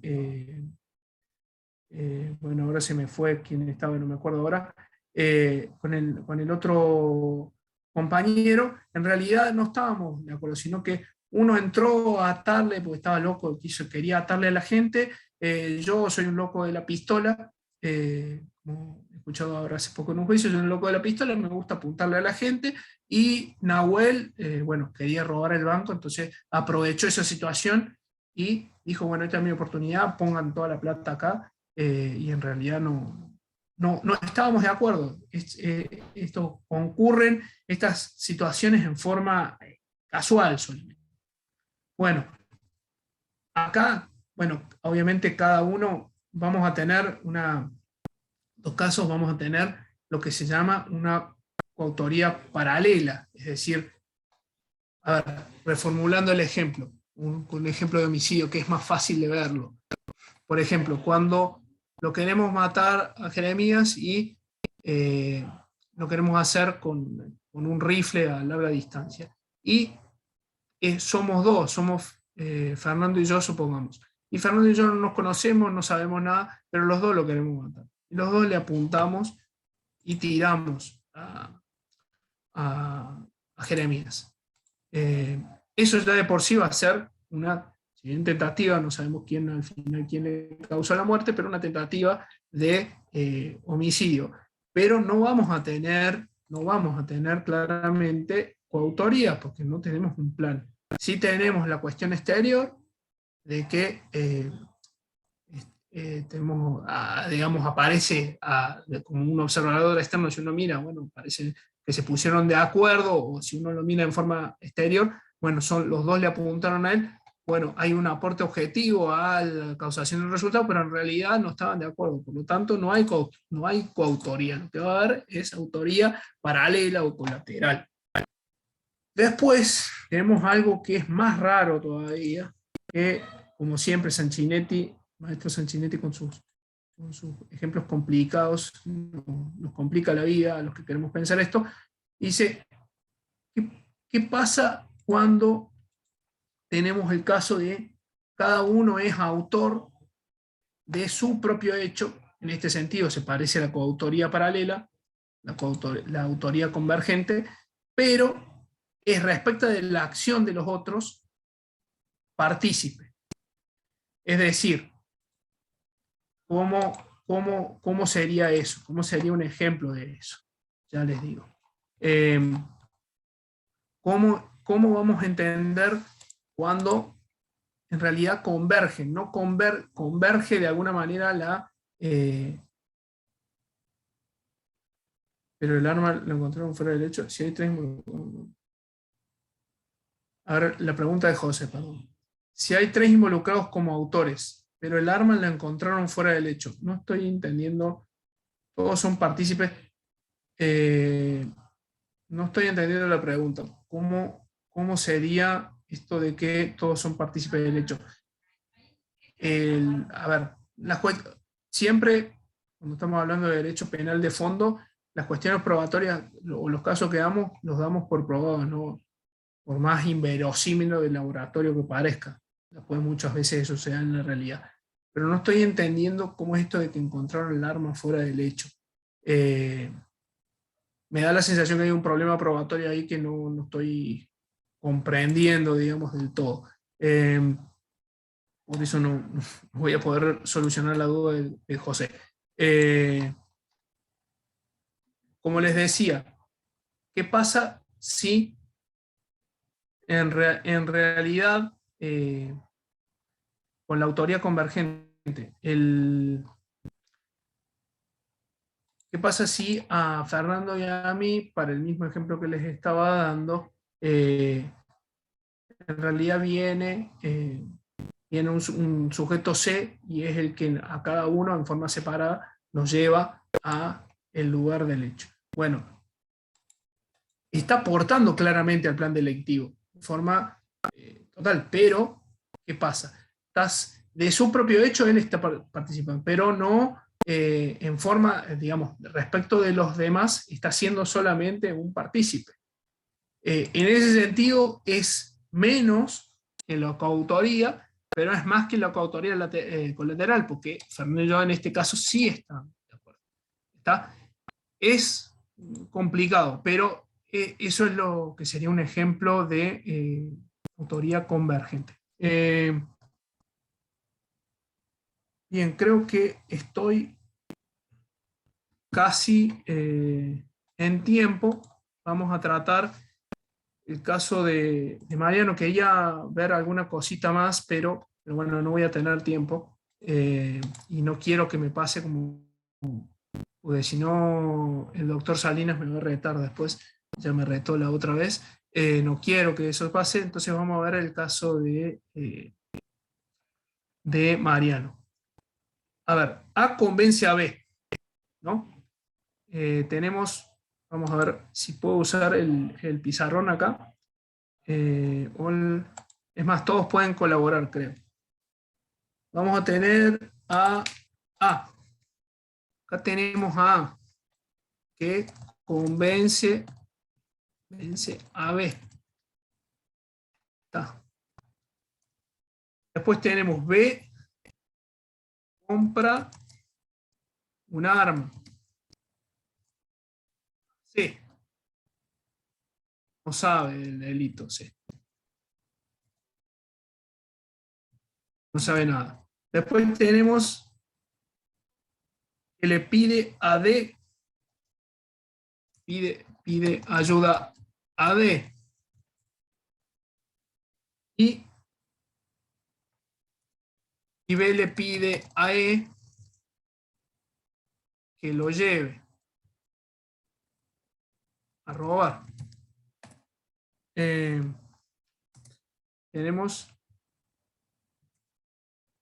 B punta con el arma, D desapodera.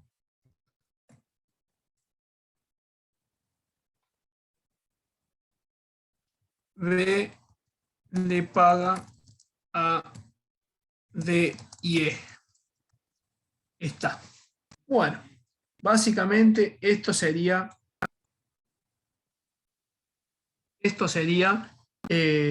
el caso que nos da Mariano. Así va a estar un poco más claro, me parece.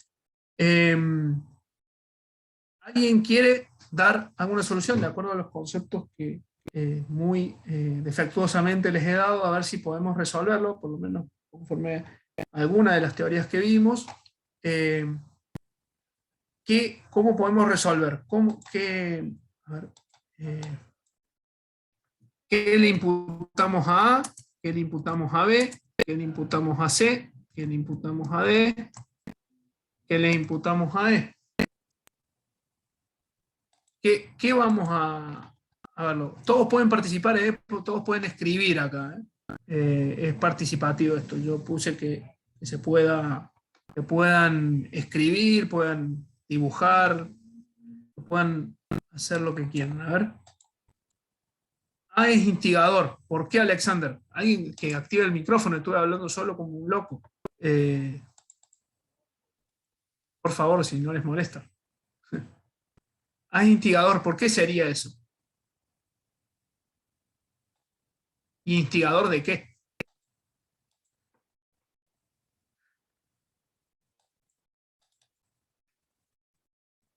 No dice nada. Bueno, A es instigador.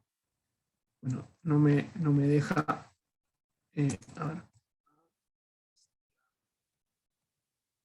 Muy bien de qué, pero vamos a ver. ¿Quiénes serían autores? Porque en realidad se supone que participación no vimos demasiado. Pero ¿quién sería el autor? Acá.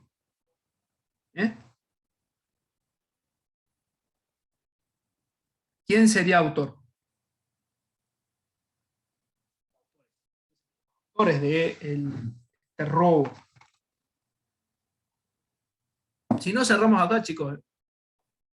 Yo creo que mal o bien ya hice mi tarea. B sería autor. ¿Por qué, Ramón?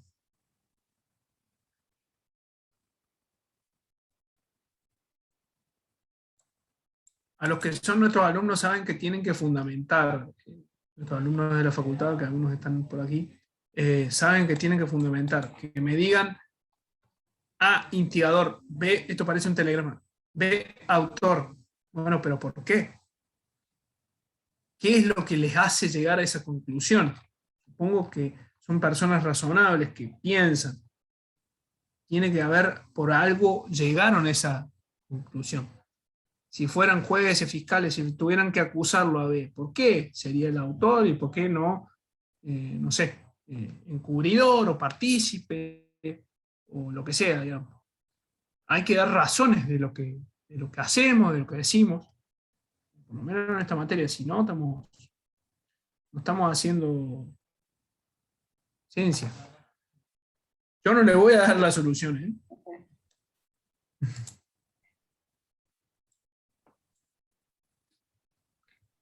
B tiene la voluntad de robar, de provocar el robo.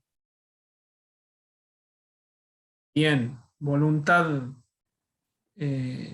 Sí, está bien. ¿Y eso en qué lo convierte, Dora? En De autor, acuerdo a lo que vimos hoy. en autor. Dora me dice que es autor. Pero en el caso de D, dice desapodera. O sea, también acá, esta persona, D, está cometiendo ese hecho. Y conforme a los conceptos que vimos, Dora, ¿por qué le parece que está cometiendo el hecho? Porque él está valiéndose de B para extraer o para robarle al supuesto sujeto. Claro, si vemos el artículo 164 del Código Penal, el tipo penal de robo, en el Código Penal argentino, trasládenlo, los que quieran, los códigos penales son todos más o menos parecidos, digamos. El 164 dice cuando hubiera el que se apodera ilegítimamente de una cosa inmueble, total o parcialmente ajena, con fuerza en las cosas o violencia física en las personas. Sea que la violencia, acá amplía la cosa, sea que la violencia es antes, durante o después. Claro, porque D le está apuntando con el arma. Y D toma. Bien. Bien, Dora. Bien. Bien, acá Alexander dice, bueno, acá esto sí es una fundamentación, muy bien. Porque creo que creó la idea delictiva en B. Le descarto que sea autor porque no participa en ninguna fase del delito, no en los actos preparatorios, ni mucho menos en la acción del robo. Sí le crea, ¿cuál es el concepto de instigador si no lo vimos? El hecho de, algunos autores decían, crearle el dolo. Claro, convencerlo, crearle la idea. Si B ya estaba convencido de robar, en realidad... Apertura más en la otra persona. O sea, le da más... Claro, lo convence, digamos. Lo convence. En este caso dice convence, así que la solución de Alexander es correcta. Como veíamos, acá los coautores serían A y D. Y les pregunto, ¿y E no?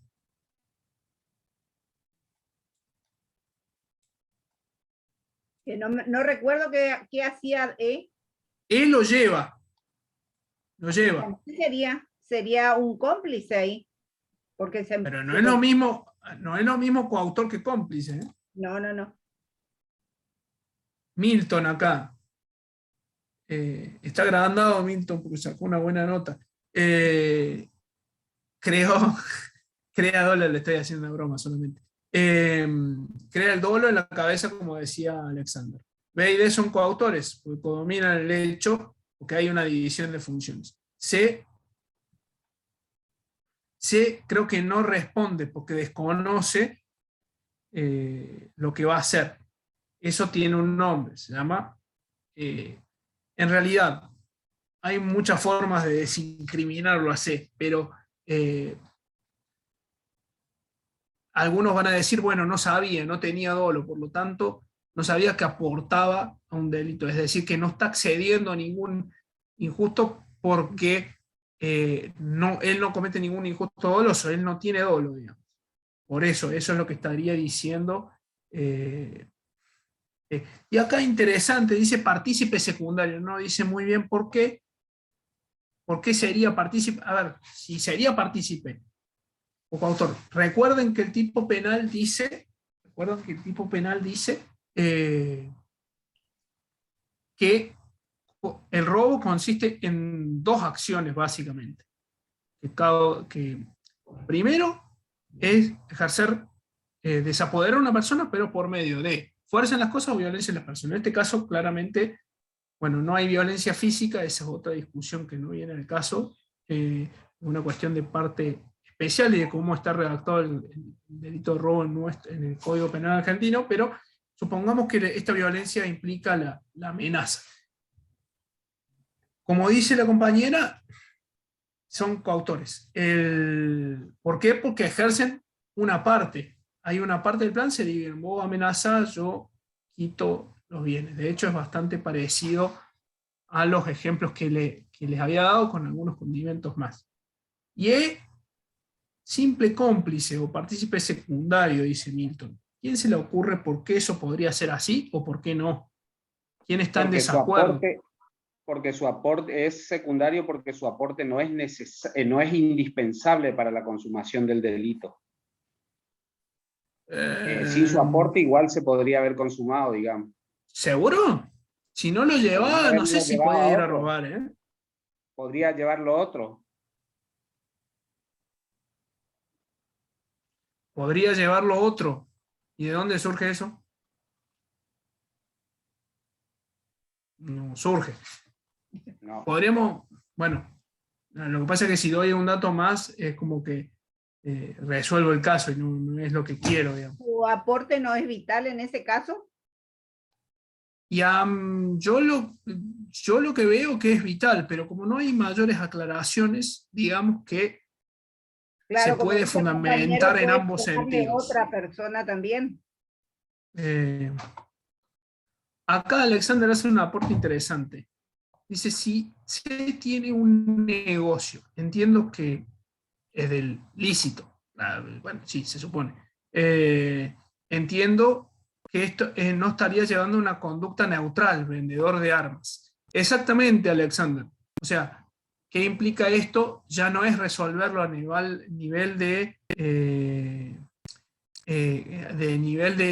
tipo subjetivo, sino ya lo podemos de alguna manera desincriminar en orden al tipo objetivo, mediante lo que se llama en la imputación objetiva, que seguramente ya lo han visto, es la prohibición de regreso. Él realiza una conducta conforme a su rol, él vende armas, y por más que, supongamos que conocía, supongamos que se conocía que le estaba vendiendo, ¿no? Pero él simplemente le vende el arma, no es que le da un arma, no, toma, porque si no con este arma no está haciendo un aporte real, sino que lo que hace es se comporta conforme a su rol. En otros, digamos, si conociera quizá las teorías finalistas y causalistas dirían, bueno, en realidad ese aporte, en realidad el robo no podía realizarse sin ese arma, así que en realidad sí es partícipe, suponiendo que conociera, pero la realidad es que si es una conducta conforme al rol en una sociedad moderna en la que todos tenemos un rol y hay riesgos que hay que manejar, bueno, si yo no me salgo de mi rol y no estoy afectando los derechos de nadie con mi conducta, no con la conducta de otro, por más que sepa. De hecho, eso es una de las críticas más grandes, así, a esto a modo de colofón de conclusión, de las críticas más grandes que tiene la teoría del dominio del hecho, aún en los delitos que se ejercen de propia mano, es que en realidad, si somos contestes con la imputación objetiva, no importa en realidad demasiado quién es el último sujeto de la cadena causal. Sería todavía muy naturalístico y seguimos teniendo resabios causalísticos, digamos, de causalidad natural, que no se corresponden con la imputación normativa, digamos, que tenemos que hacer. Es decir, que la imputación objetiva es, de acuerdo, una cuestión de imputación normativa. Es decir, que el solo hecho de que ve, por ejemplo, en este caso, sea el último que está en la cadena causal, hasta ahí no nos dice nada de lo que podemos decir de la intervención delictiva, de la autoría. Sí, si ese sujeto es el que realiza una acción que supera el riesgo permitido, que no tiene cuestiones ¿cómo se llama?, de imputación, otros criterios que descarten la imputación objetiva, bueno, ahí sí recién vamos a poder decir que es autor, y después recién vamos a pasar a la imputación subjetiva. Por eso es correcto lo que dice Alexander, en un sentido, de un funcionalismo normativista, de que en realidad realiza una conducta neutral. Conducta neutral es una conducta conforme a su rol, es decir, no es que le dijo, no, toma este arma, te vendo este arma que va a ser mejor para el robo. Bueno, ahí está haciendo un aporte real, concreto, y que supera el riesgo permitido. Él no le está, a C no le está permitido como vendedor de armas, venderle armas a los delincuentes, y el arma que va a aportar a que ese robo se concrete en particular, ¿se entiende? Entonces, no va a importar tanto, digamos, como a razón de colofón, y quizá les recomiendo este libro que se llama La caída del dominio del hecho, del doctor Andrés Falcone, profesor de la Universidad de Buenos Aires, que en realidad es un poco una reedición a nivel latinoamericano de los argumentos que Gunther Jacobs viene diciendo hace más de 30 años, con un artículo que tiene un nombre parecido a esto, que se llama no La caída del dominio del hecho, sino el ocaso del dominio del hecho, en el que argumenta de esta manera, hace una crítica muy dura, muy fuerte a la teoría del dominio del hecho. Entonces, y de acá, y como para despedirme ya y agradecerles a todos, agradecerle a todos los que han preparado con tanta dedicación esto, es, en realidad, al final me van a decir, bueno, pero al final no nos deja ningún criterio. Yo les digo cuáles son las teorías que se manejan. Después, cada uno podrá argumentar en ese sentido. Bueno, Alexander está diciendo, en esos casos de conducta neutral, Belzel planteaba también una solución, si mal no recuerdo, adecuación social, que podría ser, sí, el problema es cierto, Alexander, el tema con Belzel, sí que de alguna manera, cuando él hablaba de las conductas adecuadas socialmente, es como una especie de antecedente de la imputación objetiva. No estoy tan seguro de que funcione en este caso, porque no sé si la adecuación social, el hecho de vender, es cierto, vender armas es legal, pero si en la variante del caso en que él conoce, yo no sé si Belzel, como buen finalista, y teniendo una concepción final de la acción, no va a decir que si él conocía, tenía que saber que estaba aportando un delito, y por eso le sería imputable la condición de partícipe, digamos. Es de hecho el mismísimo Roxin va a decir que cuando hay una predisposición reconocible para un delito o para una conducta delictiva,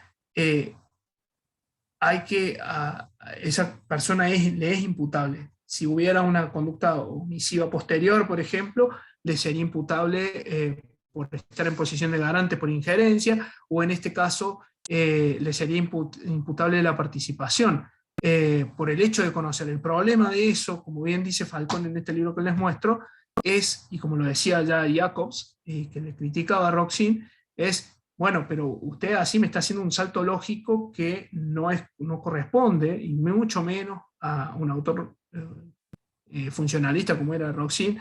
En eso se pegan de alguna manera un tiro en los pies, porque si estamos sosteniendo la teoría de la imputación objetiva, no podemos saltearnos la teoría estratificada. Tenemos que ir paso a paso, y si estamos en el tipo objetivo, no podemos salteárnoslo y decir que solucionarlo por el tipo subjetivo, porque eso claramente sería inconsistente.